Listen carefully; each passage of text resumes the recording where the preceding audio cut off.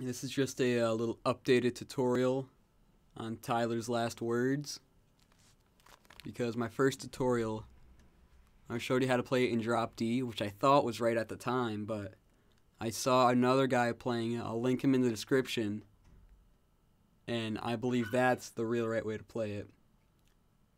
But the real tuning, it's a whole step down.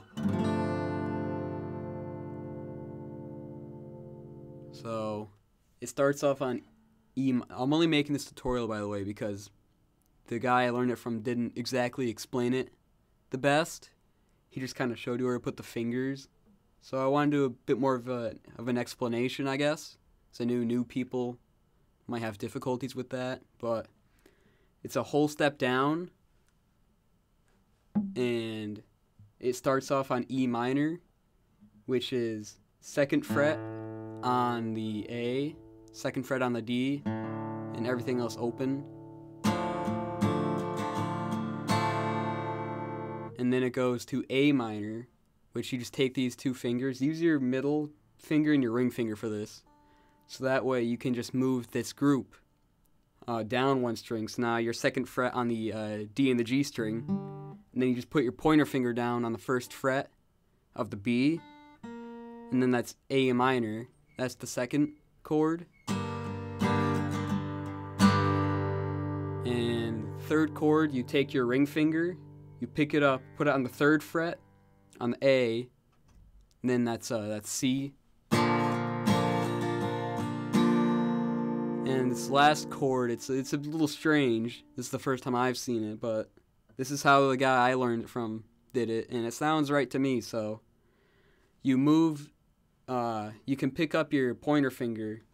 So you just have your middle and ring finger on the 3rd fret on the A, 2nd on the D, and you move it up 2 frets. So you're on the 5th fret of the A and the 4th fret of the D, and you only pluck the A, D, and the G. Really, you can do the other strings, but I think it sounds better if you only do those 3.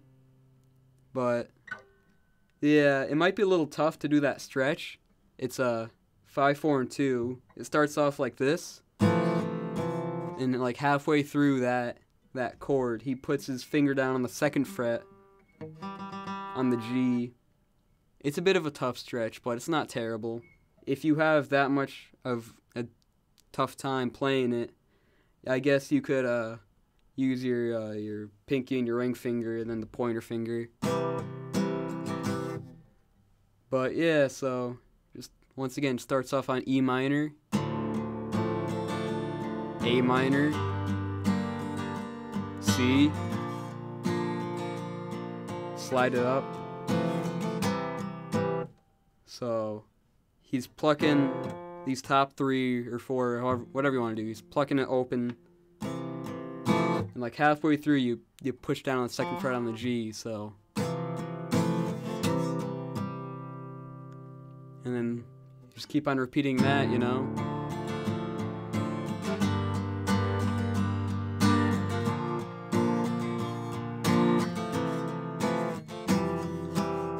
And the interlude is pretty similar. It does it like this. So it starts off on E minor again, then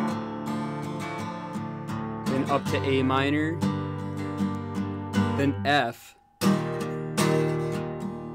So that might be tough to play for beginners. It's a bar chord, F. If you want, you could just do the power chord there. That sounds fine to me. It's 1st fret on the E, 3rd fret on the D and the G, and then you go back to E minor. So, and then you just repeat it a 2nd time. That's all it is.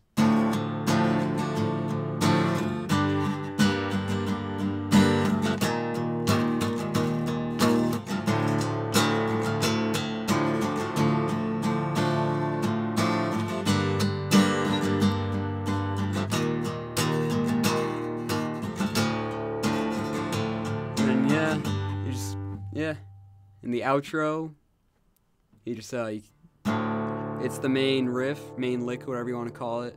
I guess it's a riff, but you get slower and slower as you do it, so.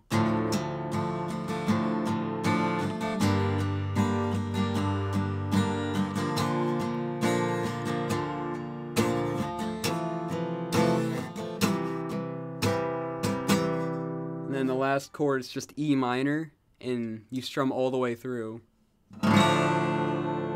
I don't know why I thought